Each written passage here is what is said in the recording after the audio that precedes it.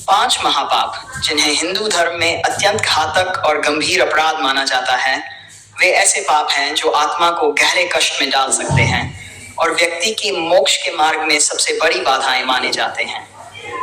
ये पाप न केवल व्यक्तिगत बल्कि सामाजिक और आध्यात्मिक स्तर पर भी विनाशकारी होते हैं। धर्मशास्त्रों और वेदों के अनुसार इन महापापों को करने वाला व्यक्ति न केवल इस जन्म में बल्कि अगले जन्मों में भी भयानक परिणामों का सामना करता है। ब्रह्म हत्या, ब्रह्मनिष्ठ या जानी व्यक्ति की हत्या। ब्रह्म हत्या का तात्पर्य है ब्राह्मण जो कि वेदों और धर्म का ज्ञाता हो, उसकी हत्या करना।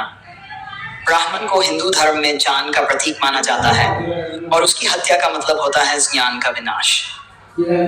इसके पीछे धारणा है कि जो व्यक्ति ब्राह्मण की हत्या करता है वह पूरे समाज से ज्ञान और धर्म को समाप्त करने का प्रयास करता है।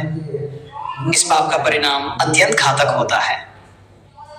ऐसे व्यक्ति को समाज से बहिष्कृत कर दिया जाता है और यह व्यक्ति किसी भी प्रकार के धार्मिक अनुष्ठानों का भागी नहीं हो सकता। इसका परिणाम जन्म जन्मांतरों तक भुगतना पड़ता है और उसे अनेक नरकों में कष्ट सहने पड़ते हैं।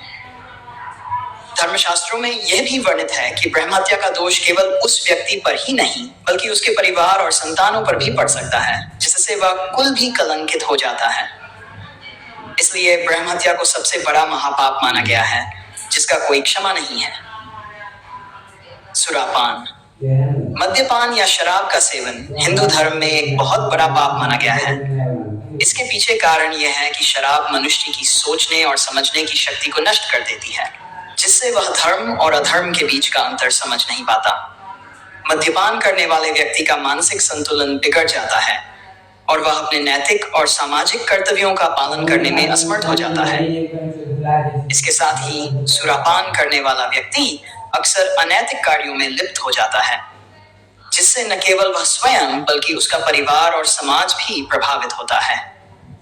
वेदों और पुराणों में कहा गया है कि सुरापान करने वाले व्यक्ति का आत्म संयम नष्ट हो जाता है और वह अपने जीवन को भ्रष्ट कर लेता है। सुरापान से मनुष्य अपने धर्म से विमुख हो जाता है और उसकी आत्मा पर गहरा असर पड़ता है। धार्मिक अनुष्ठानों में भी मद्यपान करने वाले व्यक्ति का कोई स्थान नहीं होता क्योंकि वह अपवित्र माना जाता है। स्वर्णस्ते, सोने की चोरी। सोने की चोरी को हिंदू धर्म में बहुत बड़ा अपराध माना गया है। सोना केवल एक धातु नहीं है बल्कि इसे शुद्धता, संपन्नता और देवताओं का प्रतीक माना जाता है। सोने की चोरी करना न केवल भौतिक संपत्ति की चोरी है बल्कि यह व्यक्ति के आत्मिक स्तर पर भी अत्यंत गहरा पाप है। ऐसा माना जाता है कि जो व्यक्ति स्वर्णस्ते करता है वह देवताओं की कृपा से वंचित हो जाता है और उसकी आत्मा पर कलंक लगता है। धर्मशास्त्रों में कहा गया है कि स्वर्णस्ते करने वाले व्यक्ति को पुनर्जन्म में अत्यंत निर्धनता का सामना करना पड़ता है और वह जीवन भर भयंकर कष्टों से गुजरता है। उसके अगले जन्मों में भी उसे दरिद्रता और अपमान का सामना करना पड़ता है। सोने की चोरी को इसलिए महापाप कहा गया है क्योंकि यह केवल एक सामाजिक अपराध नहीं बल्कि धर्म और ईश्वर के प्रति एक बड़ा अपराध है। गुरु पत्नी गमन, गुरु की पत्नी के साथ अवैध संबंध। गुरु की पत्नी को मातृतुल्य माना जाता है और उसका सम्मान करना प्रत्येक शिष्य का धर्म होता है। गुरु पत्नी के साथ अवैध संबंध बनाना न केवल गुरु का अपमान है बल्कि धर्म के खिलाफ भी है। गुरु जो ज्ञान और धर्म का मार्गदर्शक होता है, उसकी पत्नी के साथ अनैतिक संबंध बनाना अत्यंत बड़ा पाप है। यह पाप व्यक्ति की आत्मा पर गहरा असर डालता है और उसे अधोगति की ओर ले जाता है। धर्मशास्त्रों में इसे गंभीर अपराध माना गया है क्योंकि यह गुरु शिष्य परंपरा का उल्लंघन है जो हिंदू धर्म का एक महत्वपूर्ण स्तंभ है।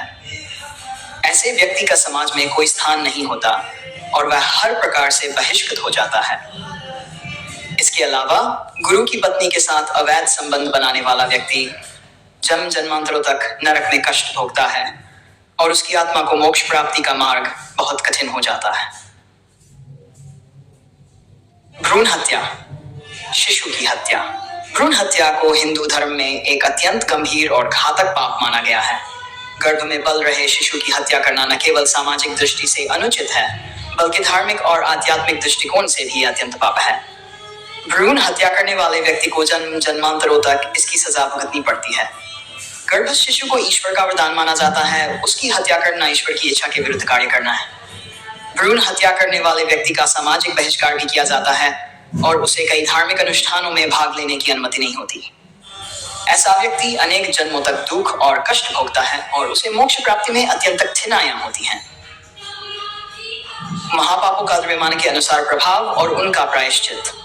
इन 5 महापापों का एक सामान्य प्रभाव यह है कि इनसे व्यक्ति की आत्मा पर गहरा धब्बा लगता है और उसका मोक्ष प्राप्ति का मार्ग अवरुद्ध हो जाता है। द्रव्यमान के अनुसार सबसे गंभीर पाप ब्रह्म हत्या मानी जाती है, क्योंकि ये पूरे समाज और धर्म के प्रति एक गंभीर अपराध है। इसके बाद क्रमशः सुरापान, स्वर्णस्ते, गुरुपत्नी गमन और भ्रूण हत्या आते हैं। प्रायश्चित का महत्व भी हिंदू धर्म में अत्यधिक है। हालांकि इन महापापों का प्रायश्चित अत्यंत कठिन होता है, फिर भी ईश्वर की कृपा से कुछ हद तक राहत प्राप्त की जा सकती है। इसके लिए व्यक्ति को कठोर तप, ध्यान और धार्मिक अनुष्ठानों का पालन करना पड़ता है।